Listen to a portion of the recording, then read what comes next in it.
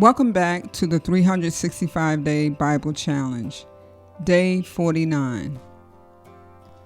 Leviticus chapter 13. The Lord said to Moses and Aaron, "When anyone has a swelling or a rash or a shiny spot on their skin that may be a defiling skin disease, they must be brought to Aaron the priest or to one of his sons who is a priest. The priest is to examine the sore on the skin, and if the hair in the sore has turned white and the sore appears to be more than skin deep, it is a defiling skin disease. When the priest examines that person, he shall pronounce them ceremonially unclean. If the shiny spot on the skin is white, but does not appear to be more than skin deep, and the hair in it has not turned white, the priest is to isolate the affected person for 7 days.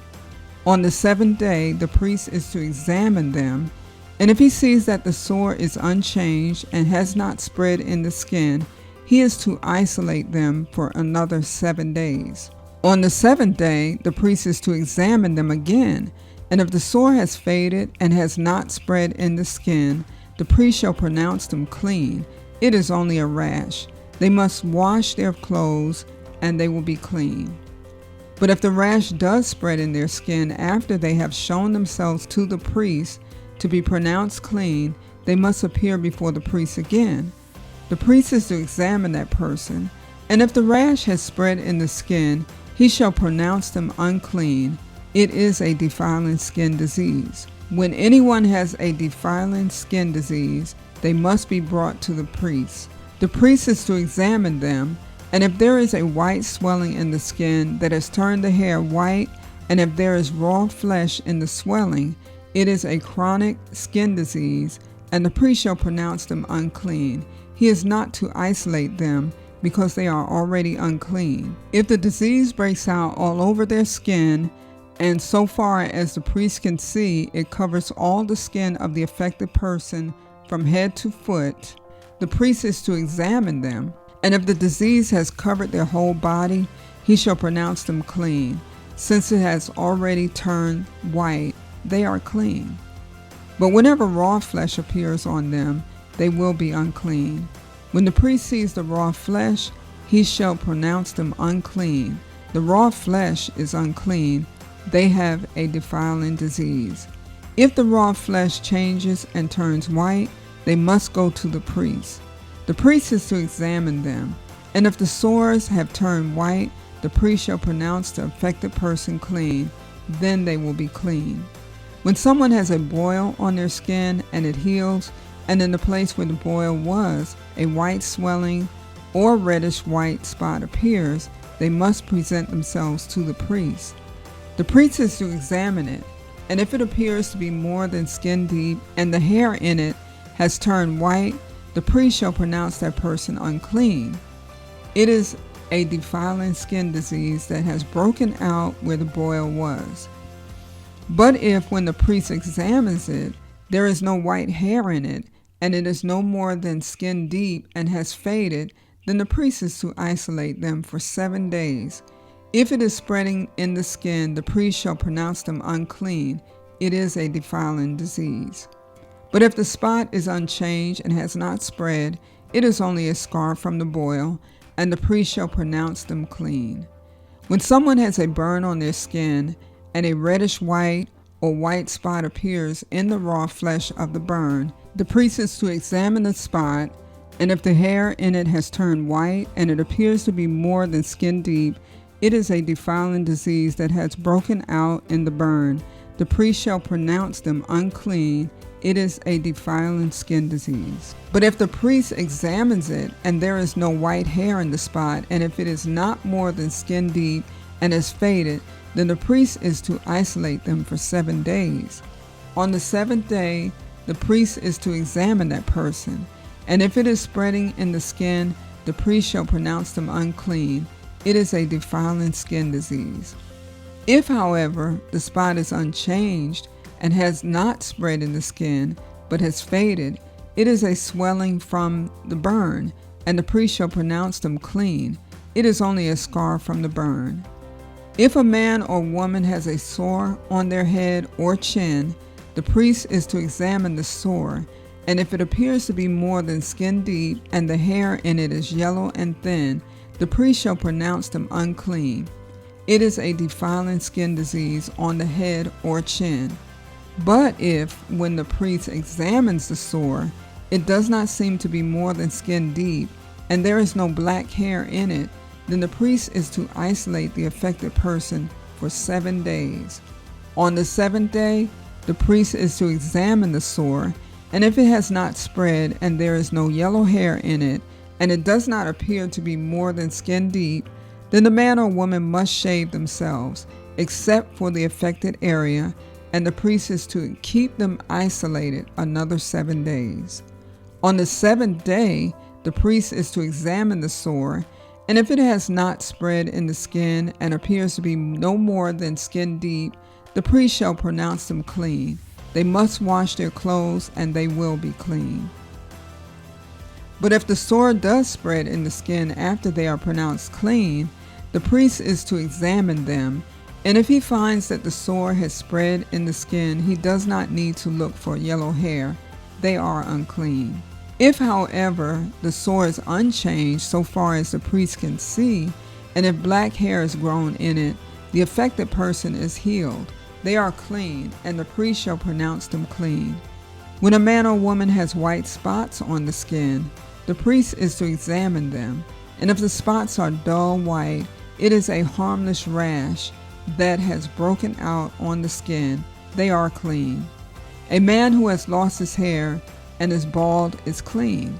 If he has lost his hair from the front of his scalp and has a bald forehead, he is clean. But if he has a reddish white sore on his bald head or forehead,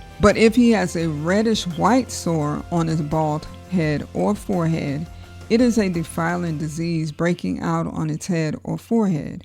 The priest is to examine him, and if the swollen sore on his head or forehead is reddish white like a defiling skin disease, the man is diseased and is unclean. The priest shall pronounce him unclean because of the sore on his head. Anyone with such a defiling disease must wear torn clothes.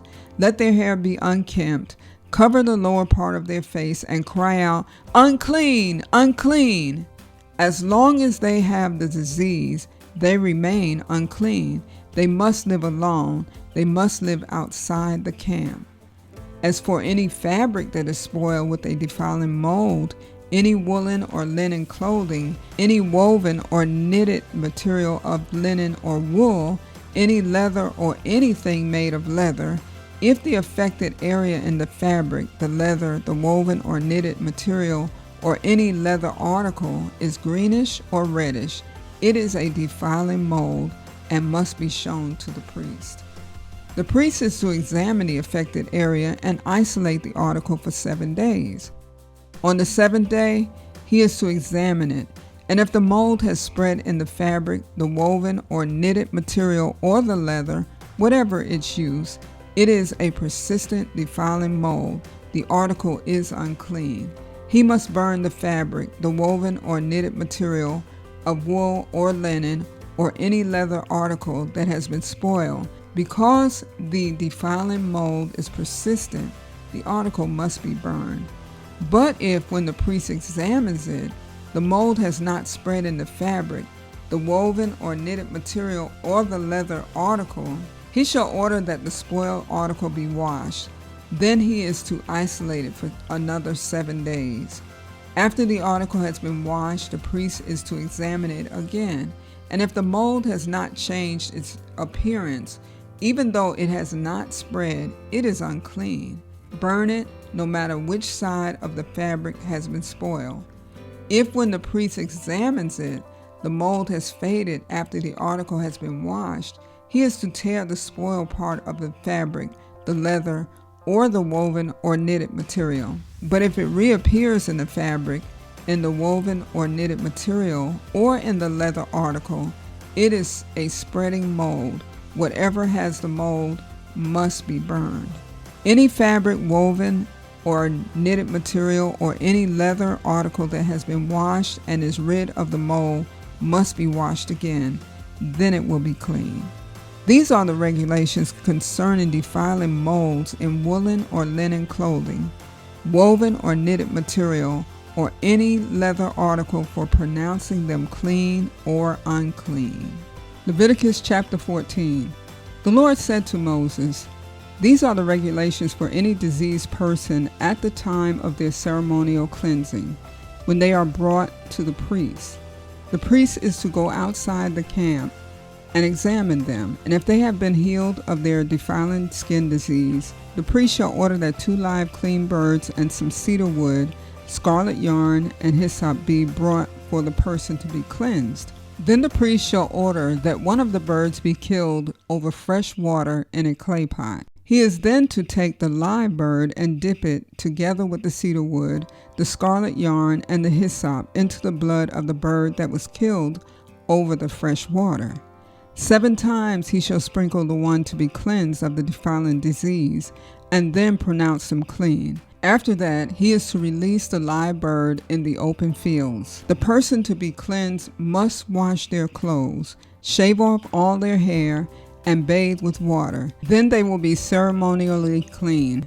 After this, they must come into the camp, but they must stay outside their tent for 7 days. On the 7th day, they must shave off all their hair. They must shave their head, their beard, their eyebrows, and the rest of their hair. They must wash their clothes and bathe themselves with water, and they will be clean.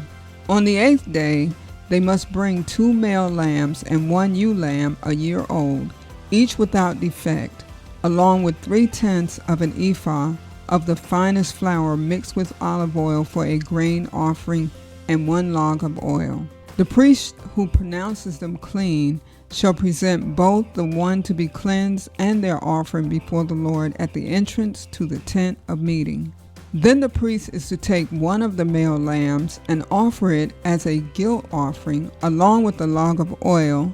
He shall wave them before the Lord as a wave offering. He is to slaughter the lamb in the sanctuary area where the sin offering and the burnt offering are slaughtered. Like the sin offering, the guilt offering belongs to the priest. It is most holy. The priest is to take some of the blood of the guilt offering and put it on the lobe of the right ear of the one to be cleansed, on the thumb of their right hand, and on the big toe of their right foot. The priest shall then take some of the log of oil, pour it in the palm of his own left hand, dip his right forefinger into the oil in his palm, and with his finger sprinkle some of it before the Lord 7 times. The priest is to put some of the oil remaining in his palm on the lobe of the right ear of the one to be cleansed, on the thumb of their right hand, and on the big toe of their right foot, on the top of the blood of the guilt offering. The rest of the oil in his palm the priest shall put on the head of the one to be cleansed and make atonement for them before the Lord. Then the priest is to sacrifice the sin offering and make atonement for the one to be cleansed from their uncleanness. After that, the priest shall slaughter the burnt offering and offer it on the altar together with the grain offering and make atonement for them, and they will be clean. If, however, they are poor and cannot afford these, they must take 1 male lamb as a guilt offering to be waved to make atonement for them, together with 1/10 of an ephah of the finest flour mixed with olive oil for a grain offering, a log of oil, and 2 doves or 2 young pigeons, such as they can afford, one for a sin offering and the other for a burnt offering. On the 8th day, they must bring them for their cleansing to the priest at the entrance to the tent of meeting before the Lord. The priest is to take the lamb for the guilt offering, together with the log of oil, and wave them before the Lord as a wave offering. He shall slaughter the lamb for the guilt offering and take some of its blood and put it on the lobe of the right ear of the one to be cleansed, on the thumb of their right hand, and on the big toe of their right foot. The priest is to pour some of the oil into the palm of his own left hand, and with his right forefinger sprinkle some of the oil from his palm 7 times before the Lord. Some of the oil in his palm he is to put on the same places he put the blood of the guilt offering, on the lobe of the right ear of the one to be cleansed, on the thumb of their right hand, and on the big toe of their right foot. The rest of the oil in his palm the priest shall put on the head of the one to be cleansed, to make atonement for them before the Lord.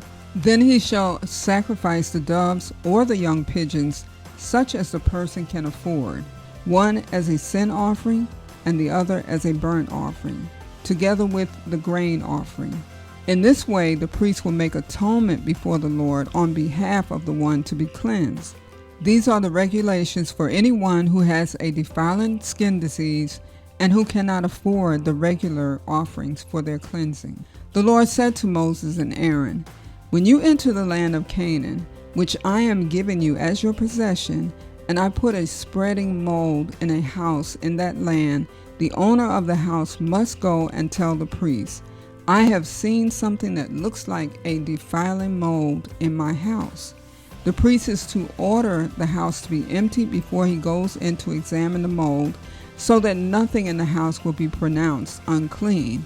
After this, the priest is to go in and inspect the house.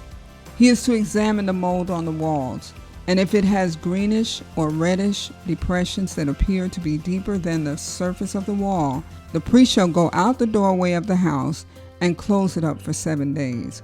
On the 7th day, the priest shall return to inspect the house. If the mold has spread on the walls, he is to order that the contaminated stones be torn out and thrown into an unclean place outside the town. He must have all the inside walls of the house scraped, and the material that is scraped off dumped into an unclean place outside the town. Then they are to take other stones to replace these, and take new clay and plaster the house.